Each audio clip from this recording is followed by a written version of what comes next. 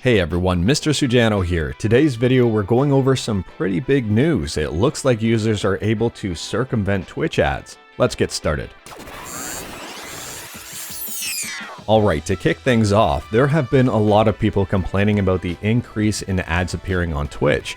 Unskippable ads before a stream and even during the stream. There have been Twitch streamers upset about this, Twitch viewers upset about this, and I think most of all Twitch Prime members who are really upset about this because it was advertised earlier on that if you had Amazon Prime and were watching Twitch, you wouldn't get any ads. And now apparently Twitch users have found a way to circumvent these ads, and the creator of this method is reportedly Root on Twitter at BiddleBytes. From my understanding, this is a two-step process. It looks like users are installing browser add-ons, Grease Monkey on Firefox or Tamper Monkey on Chrome. Once that's done, users are heading over to Greasy Fork and installing the Twitch adblocker script.